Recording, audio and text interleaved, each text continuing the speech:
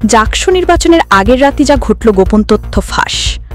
জাহাঙ্গীরনগর বিশ্ববিদ্যালয় কেন্দ্রীয় শিক্ষার্থী সংসদ জাকসু নির্বাচনের আগের রাতে নিয়ম ভেঙে ছাত্রদলের সাবেক শিক্ষার্থীকে ক্যাম্পাসে ঘোরাঘুরি করতে দেখা গেছে। এই বিষয়কে কেন্দ্র করে ব্যাপক সমালোচনা তৈরি হয়েছে। সামাজিক যোগাযোগ মাধ্যম ফেসবুকে কয়েকজন প্রার্থী এই বিষয়ে উদ্বেগ প্রকাশ করেছেন। তারা অভিযোগ করেছেন, নির্বাচনের আগে আমার কর্মকাণ্ডে বিব্রত প্রশাসনও। বিশ্ববিদ্যালয়ের সূত্রে জানা গেছে, বৃহস্পতিবার সকাল ৯টা থেকে জাকসু নির্বাচনের ভোট গ্রহণ শুরু হয়েছে।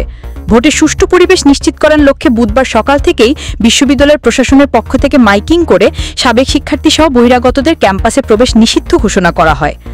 প্রত্যক্ষদর্শীরা জানান, বুধবার রাতে জাকসু নির্বাচন কমিশন কার্যালয়ে ঢাকা জেলা স্বেচ্ছাসেবক দলের আহ্বায়ক ও জাহাঙ্গীরনগর বিশ্ববিদ্যালয় শাখা ছাত্রদলের সাবেক সাধারণ সম্পাদক নাজমুল হাসান অভি, শাখা ছাত্রদলের আহ্বায়ক জহিরুদ্দিন বাবুর, সদস্য সচিব বাসিম আহমেদ অনিক, যুগ্ম আহ্বায়ক রোজেন সহ বিভিন্ন নেতাকে ক্যাম্পাসে দেখা গেছে।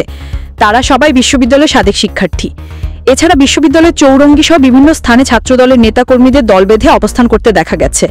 আর বাহির থেকে দলীয় কর্মী এনে মহড়া দেওয়ার অভিযোগ করছেন সাধারণ শিক্ষার্থীরা। এদিকে ফেসবুকে ভাইরাল হয়েছে এক ভিডিও, যেখানে ছাত্রদলের দুই নেতা বাবর এবং রোজান জাকসুর ব্যালট নিয়ে যাওয়ার সময় সাংবাদিকদের ক্যামেরায় ধরা পড়েন। পরে তার ভিডিও জোর করে ডিলিট করানো হয়। যদিও গোপন ক্যামেরায় ভিডিওর আংশিক অংশ রয়ে গেছে, যা ছড়িয়ে পড়েছে। ফেসবুকে দেওয়া এক পোস্টে ছাত্র শিবির সমর্থিত প্যানেল সমন্বিত শিক্ষার্থী জোটের সাধারণ সম্পাদক জিএস প্রার্থী মাজহারুল ইসলাম লিখেছেন, নির্বাচনের আগের রাতে নাটকীয়তা করছে জাকসু নির্বাচন কমিশন। সাবেক ছাত্রদল নেতা, যুবদল নেতা, আহ্বায়ক ও বিএনপিপন্থী শিক্ষকদের নিয়ে কমিশন অফিসে বৈঠক। দিনের পরিবর্তে রাতে ব্যালট বক্স পরিবহন ও ভিডিও করতে নিলে ছাত্রদল নেতা সাংবাদিকের ফোন কেড়ে নেওয়া, বহিরাগত সমাগম এড়ানোর ব্যর্থতা, পোলিং এজেন্ট নিয়ে সিদ্ধান্তে না আসা, ডোপ টেস্ট নিয়ে ধোঁয়াশা, সব মিলিয়ে ষড়যন্ত্রমূলক একটি পরিস্থিতি স্পষ্ট। অন্যদিকে বিশ্ববিদ্যালয়ের এক সাংবাদিক অভিযোগ করেছেন, নির্বাচন কমিশন কার্যালয় থেকে ব্যালট বক্স নিয়ে যাওয়ার সময় ভিডিও ধারণ করছিলেন তিনি। এ সময় ছাত্রদলের আহ্বায়ক সহ আরেকজন সিঁড়ি দিয়ে নিচে নামছিলেন। ওই সাংবাদিক ভিডিও করছে দেখতে পেয়ে ছাত্রদলের যুগ্ম আহ্বায়ক মশিউর রহমান রোজেন ওই সাংবাদিকের মুঠোফোন কেড়ে নিয়ে ভিডিও মুছে ফেলেন।